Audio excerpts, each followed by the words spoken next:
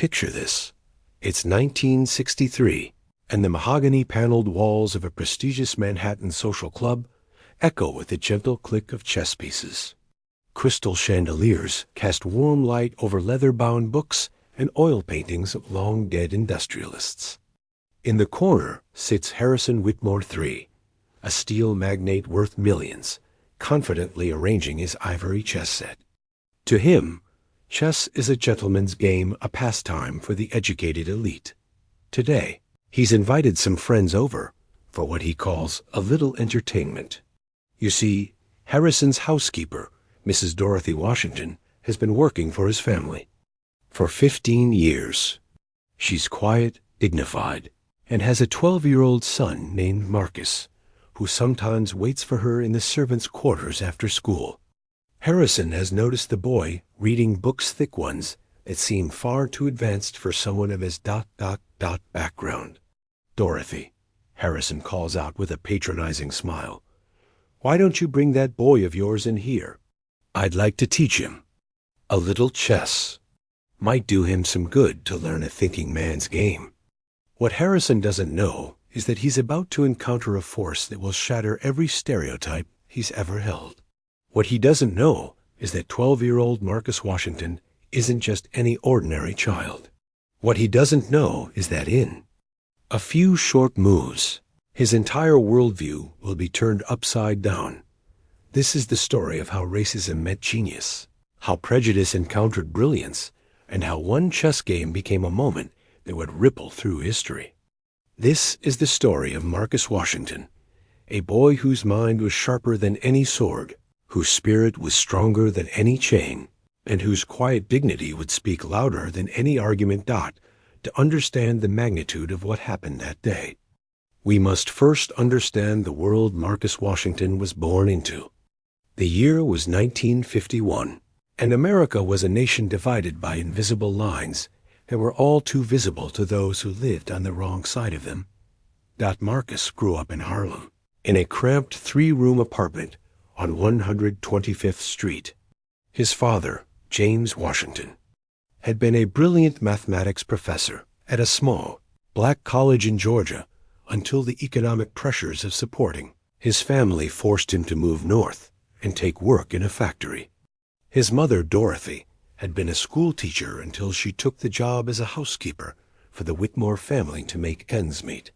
The Washingtons were what many called the talented 10th, educated, ambitious, and heartbroken by the limitations imposed on their race. They had books where other families had little else, and they had dreams that seemed impossible to achieve. James would spend his evenings after his factory shifts teaching Marcus advanced mathematics, while Dorothy would read to him from the classics of literature, her voice carrying the weight of her own deferred dreams. Marcus's genius manifested early. By age 5, he was reading at a high school level. By 7, he was solving complex mathematical equations that would challenge college students. But it was chess that truly captured his imagination. He discovered the game at age 8 in a book he found at the Harlem Public Library, and something about the pure logic of it, the way every piece had its place and purpose, spoke to something deep within him. James recognized his son's gift and began taking him to the Marshall Chess Club in Greenwich Village, one of the few places where a black child could play against strong opponents. The club was a sanctuary where merit mattered more than skin color, though even there, Marcus felt the weight of curious stares and whispered comments about the exceptional Negro boy.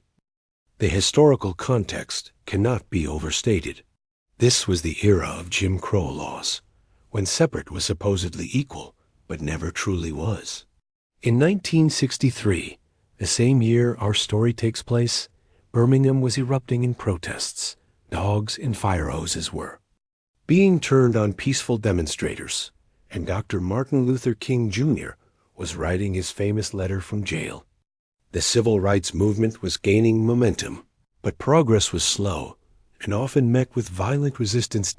In the world of chess, prejudice was more subtle, but no less real. The game had been dominated by white players and the chess establishment. often attributed black players' successes to natural athleticism rather than intellectual prowess.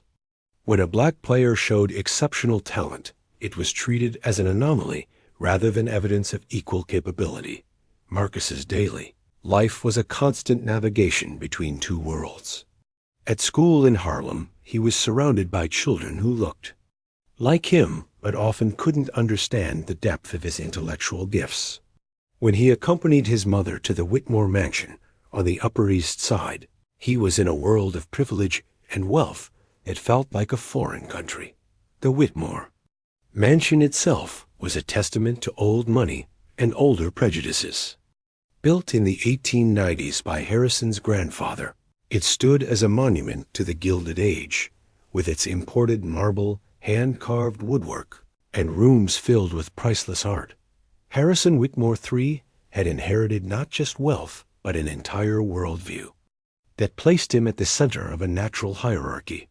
To him, success was a matter of breeding, education was a privilege of class, and intelligence was largely determined by race. Harrison wasn't necessarily cruel in his prejudices. He was simply a product of his environment. He treated his staff with what he considered kindness, paying them well by the standards of the time, and occasionally inquiring about their families. But kindness within a system of oppression is still oppression, and his paternalistic attitude toward Dorothy and her son was rooted in assumptions about their inherent limitations. The stage was set for a collision between two worlds, one of privilege and presumption, the other of talent and determination. In the quiet clicking of chess pieces, the boundaries of race, class, and expectation were about to be tested in ways that neither Marcus nor Harrison could have imagined. It was a crisp October afternoon in 1963 when Harrison Whitmore III decided to have what he later described as a bit of fun.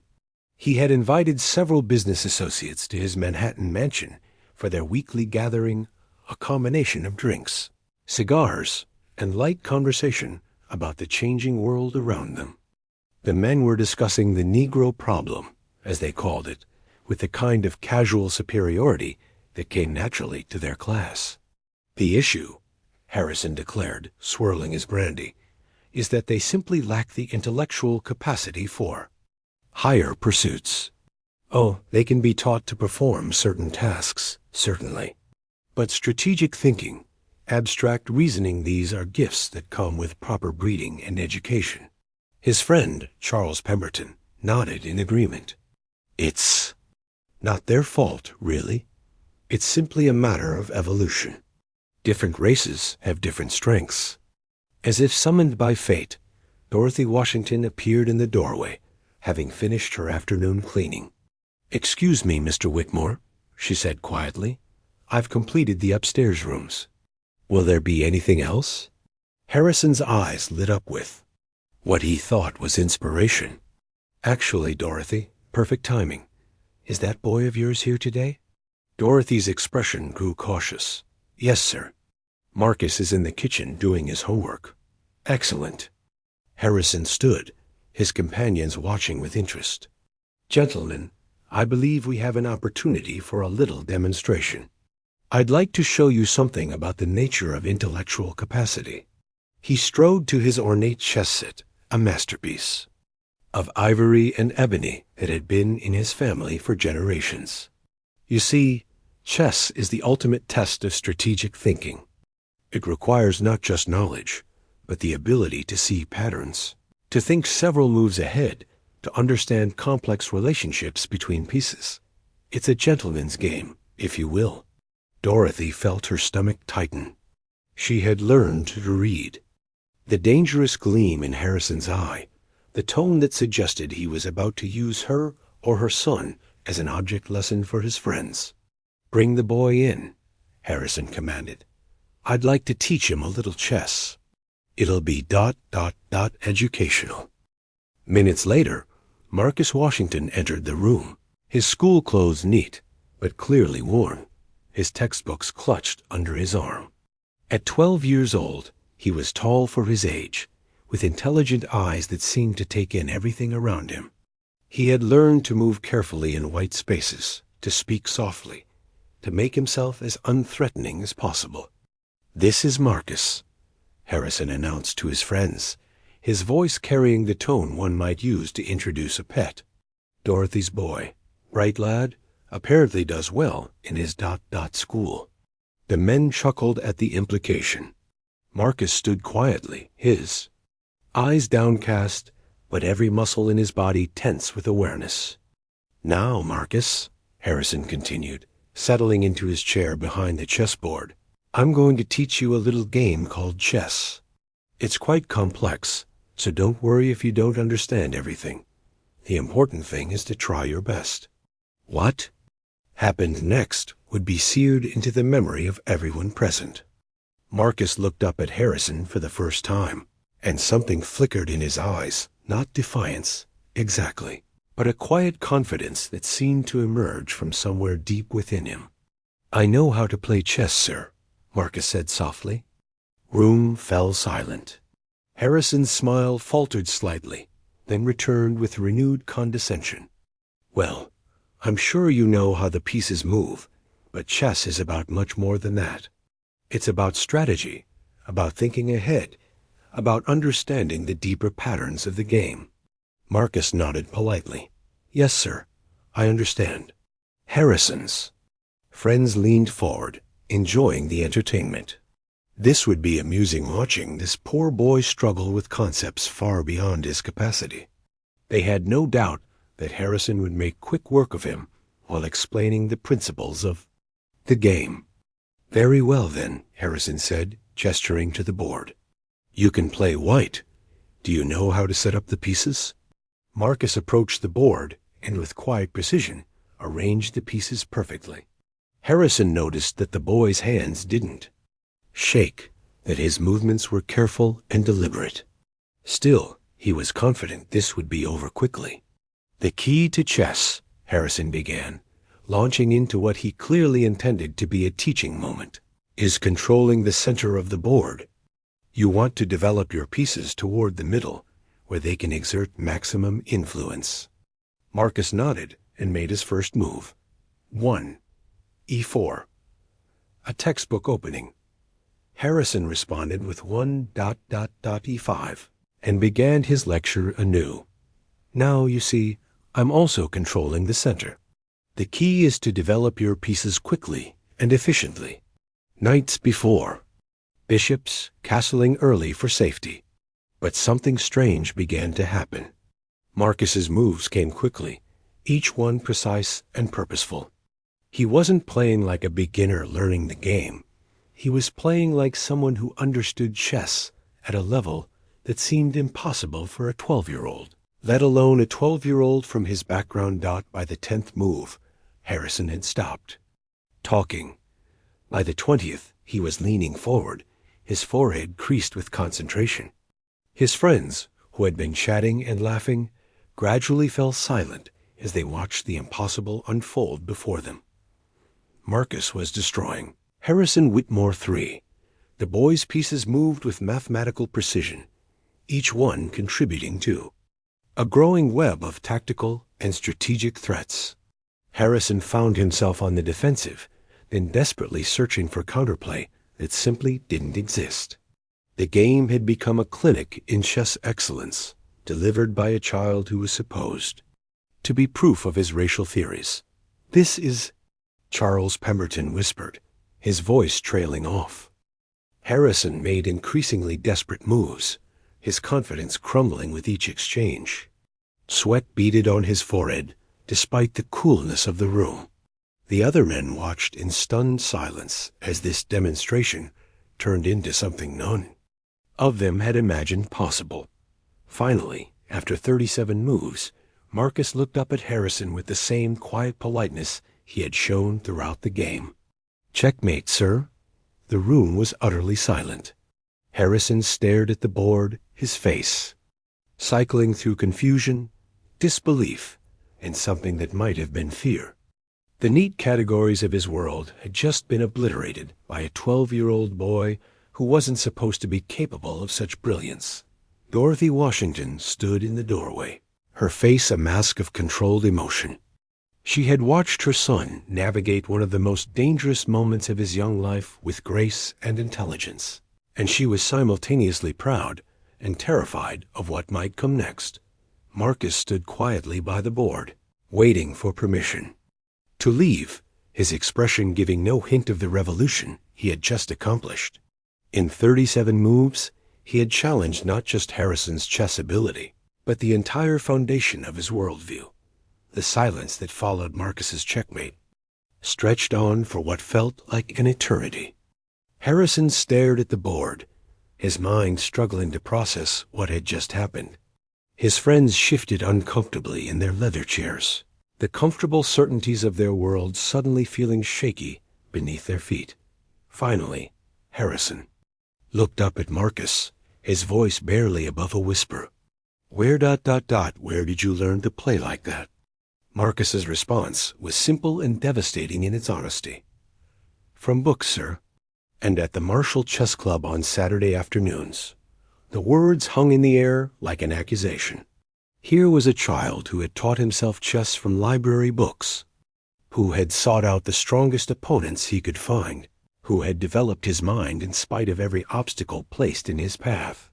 The natural limitations Harrison had spoken of so confidently seemed to evaporate in the face of this quiet demonstration of intellectual power. But if Marcus expected his victory to be met with respect or recognition, he was quickly disappointed. Harrison's initial shock began to transform into something darker, a need to reassert control, to find some way to diminish what had just occurred. Well, Harrison said, his voice regaining some of its authority, that was interesting. But chess is just a game, after all. It doesn't really mean anything in the real world. The other men nodded eagerly, grasping at this lifeline. Chess was just pattern recognition, they told themselves. It didn't represent true intelligence or real-world capability. It was a party trick, nothing more. Marcus felt the dismissal like a physical blow.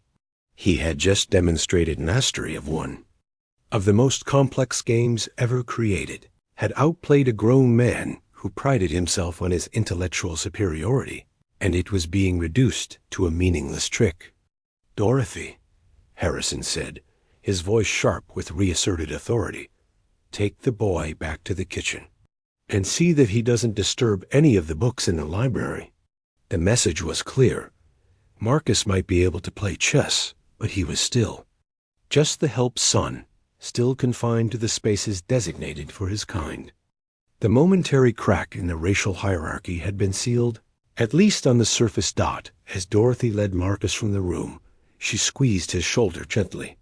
She had seen the light in her son's eyes dim slightly, had watched him absorb another lesson in the cruel realities of their world.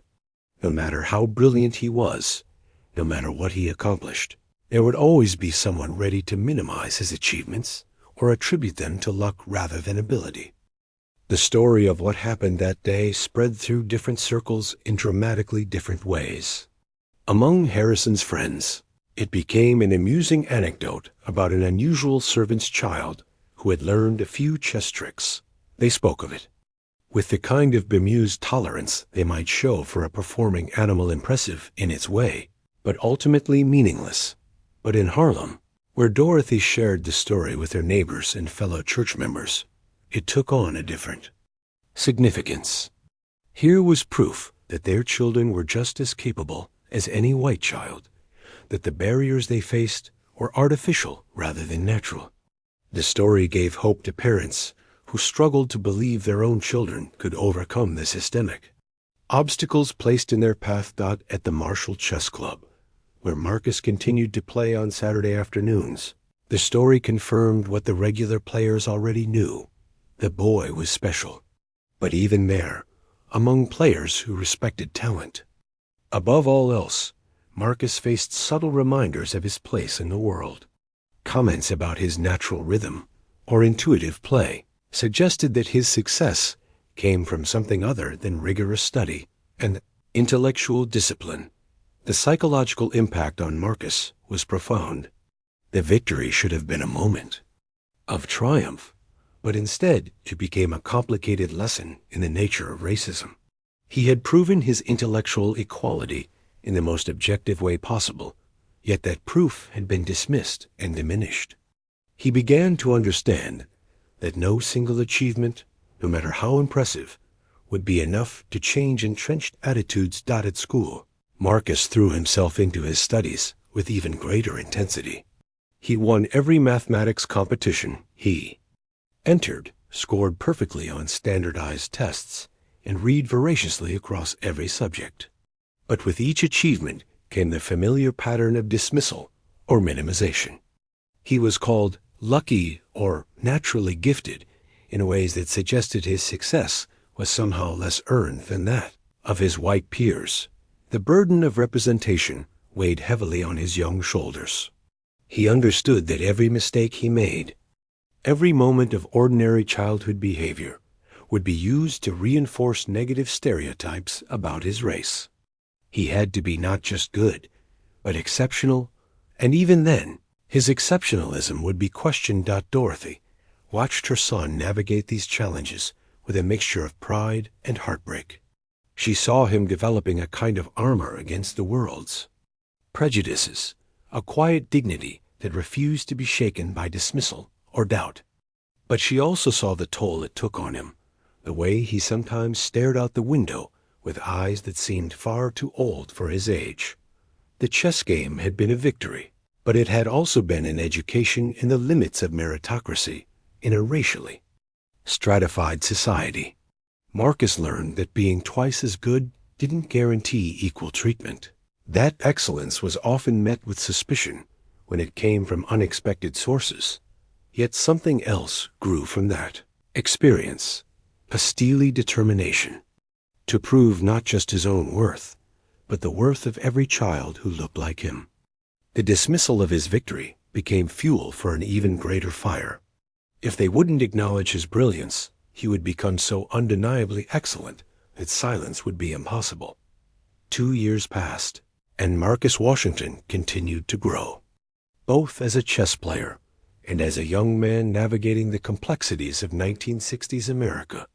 Now 14, he had developed into one of the strongest junior players in New York, regularly defeating adults at the Marshall Chess Club and beginning to attract attention from the broader chess community. The year 1965 brought with it the promise of change. The Civil Rights Act had been signed into law, and there was a sense that the walls of segregation were finally beginning to crumble. It was in this atmosphere of cautious optimism that Marcus received an invitation that would change everything. The letter arrived on official stationery from the Manhattan Chess Association, one of the city's most prestigious chess organizations. They were hosting their annual invitational tournament, and Marcus Washington was invited to participate. What made this invitation extraordinary was not just its prestige, but the fact that it would be held at the Whitmore Mansion, Harrison. Whitmore III was a major patron of the organization and had offered his home as the venue. When Dorothy read the invitation, her hands trembled slightly. She knew that Harrison had no idea who Marcus Washington was. The name meant nothing to him, and the invitation had been sent based purely on Marcus's chess rating and tournament results. It was a cruel irony that the boy he had once dismissed as intellectually inferior was now being invited to compete in his own home. Marcus, however, saw it differently. This was his chance to prove that the victory 2 years earlier had been no fluke, that his brilliance was not a momentary flash, but a sustained force. More importantly, this was his opportunity to do so on the grandest stage possible, in front of the chess establishment that had so often overlooked players who looked like him. The tournament drew the strongest players in the region, including several masters and even a grandmaster visiting from Europe. Marcus, at 14, was the youngest player by far, and certainly the only African American. As he entered the familiar mansion, now transformed into a tournament venue, he felt the weight of history and expectation pressing down upon him. Harrison Whitmore III was present, of course, acting as the gracious host. When he was introduced to the young Marcus Washington, there was no flicker of recognition in his eyes. The boy who had checkmated him was just another tournament player, notable only for his youth and race. Interesting to see such diversity. In the tournament, Harrison commented to the tournament director, his tone carrying its familiar condescension. Though I suppose chess is becoming more democratic these days. The tournament format was a round robin, with each player facing every other player once. Marcus started strong, defeating his first 3 opponents with the kind of tactical brilliance that had become his trademark. But it was his 4th round pairing that created the moment everyone would remember. Marcus Washington was paired against Harrison Whitmore III. When the pairing was announced, a murmur went through the room. The host playing against the youngest competitor was noteworthy enough, but those who looked closely might have noticed something strange in the way Marcus's eyes focused when he heard Harrison's name out as they sat down at the board. Harrison extended his hand with a patronizing smile. "Play well, son. This is a good learning experience for someone your age." Marcus shook his hand politely and said nothing. But as he looked across the board at the man who had dismissed his abilities, who had reduced his intellectual triumph to a meaningless trick, something crystallized in his mind. This wasn't just another chess game. This was a reckoning. The game began with Marcus playing the white pieces. He chose the same opening he had used 2 years earlier. 1. E4. Harrison responded with the same move. 1.E5. For a moment, it seemed as if they were replaying their earlier encounter, but this time was different. Marcus was no longer the 12-year-old boy seeking approval or recognition. He was a young man who had spent 2 years honing his skills, deepening his understanding, and preparing for moments exactly like this one. Every move he made was calculated not just for its chess value, but for its psychological impact. The game unfolded like a masterpiece of strategic planning. Marcus controlled the center, developed his pieces with perfect coordination, and gradually built pressure on Harrison's position. The other players in the tournament hall began to gather around their board, sensing that something special was happening. By move 25, Harrison was in serious trouble. His position was cramped, his pieces uncoordinated, and Marcus's attack was gaining momentum with each passing move. The boy played with the confidence of someone who had visualized this moment countless times, who had prepared for this opportunity with the dedication of a true champion. On move 33, Marcus delivered the final blow. "Checkmate," he said quietly, just as he had 2 years earlier. This time, however, the room erupted in applause. The applause that followed Marcus's victory was unlike anything he had experienced before. This wasn't the polite acknowledgement of a good game. This was recognition of something extraordinary. The chess players who had witnessed the game understood that they had just seen something special. A young master announcing his arrival on the chess scene in the most dramatic way possible. Harrison Whitmore III sat frozen at the board, staring at the pieces in disbelief. Slowly, fragments of memory began to coalesce. The boy's quiet confidence, the familiar way he arranged the pieces, the devastating precision of his play, it all came rushing back. This was the same child who had defeated him 2 years earlier. The servant's son he had dismissed as lucky. But now, in front of the entire chess establishment, that dismissal was impossible. Marcus hadn't just beaten him again. He had done so with a style and sophistication that marked him as a genuine prodigy. The room full of masters and experts had witnessed the game, had seen the quality of Marcus's play, and their reaction left no room for doubt or minimization. "Magnificent game, young man," said the visiting grandmaster, extending his hand to Marcus. "That was championship-level play.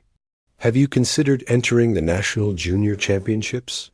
Other players crowded around, offering congratulations and asking about Marcus's training, his coaches, his future plans.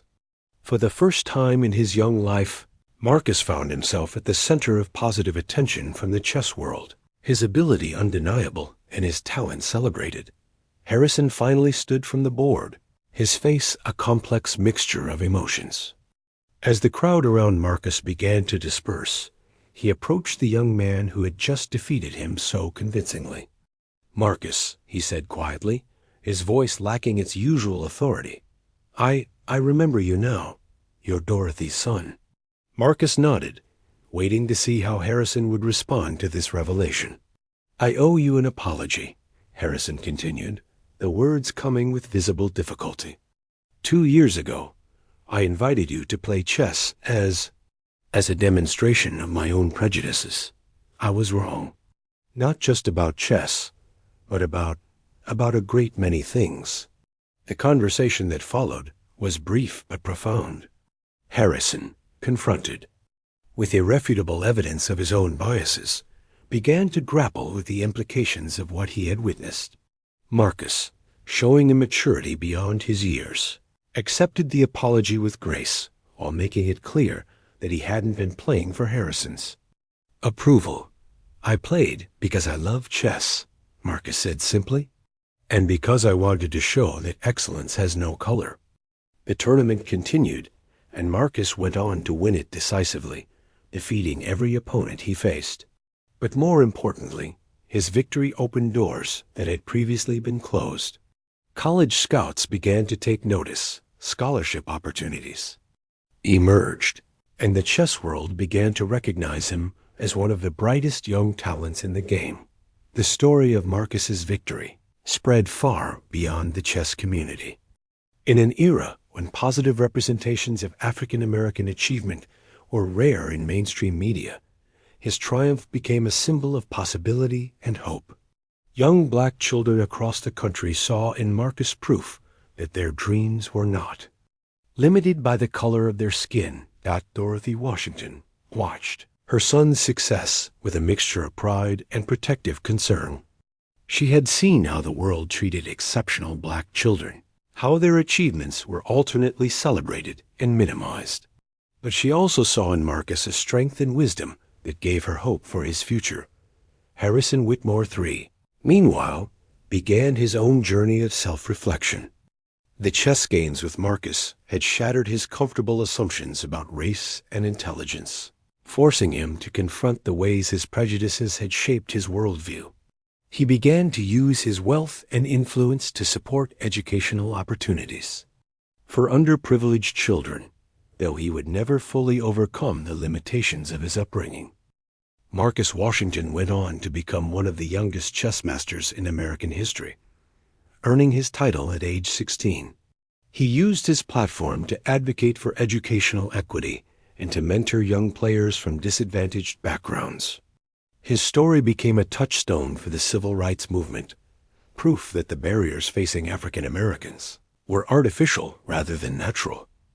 The chessboard where their first game had taken place remained in the Whitmore mansion, a silent witness to the moment when prejudice met genius and found itself wanting. The story of Marcus Washington and Harrison Whitmore III represents more than just a chess game. It represents the power of excellence to challenge and ultimately overcome prejudice.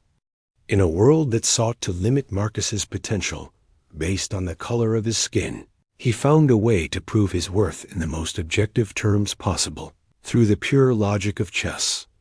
Marcus's victory teaches us several profound lessons about the nature of racism and resistance. First, it shows us that individual excellence, while important, is not enough to overcome systemic oppression. Marcus's chess brilliance was undeniable, yet it took years and multiple demonstrations before it was fully recognized and respected. Second, it illustrates the psychological burden placed on those who must constantly prove their worth. Marcus couldn't simply be good at chess, he had to be exceptional. And even then, his achievements were questioned and minimized. The toll of this constant scrutiny is one that many talented individuals from marginalized communities continue to face today. But perhaps most importantly, Marcus's story demonstrates the transformative power of persistence and quiet dignity. He didn't achieve recognition through anger or confrontation, but through the undeniable force of his own excellence.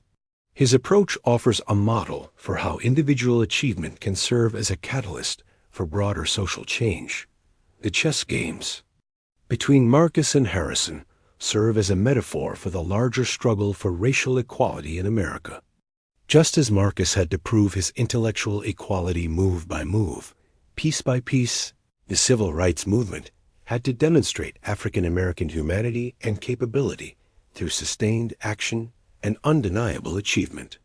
Today, as we continue to grapple with issues of racial inequality and systemic bias, Marcus Washington's story reminds us that excellence knows no color, that genius can emerge from the most unexpected places, and that sometimes the most powerful revolutions begin with the quiet clicking of chess pieces on a board dot in the end. Marcus Washington didn't just win a chess game, he won a victory for human dignity, for the power of the mind to overcome the limitations imposed by prejudice, and for the belief that in America, talent and determination can triumph over even the most entrenched forms of discrimination. The board is set. The pieces are in place, and the game continues. This story was inspired by the real experiences of pioneering African American chess players like Walter Harris, who faced segregation and discrimination while pursuing excellence in the game they loved. Their courage and brilliance paved the way for future generations of players and thinkers.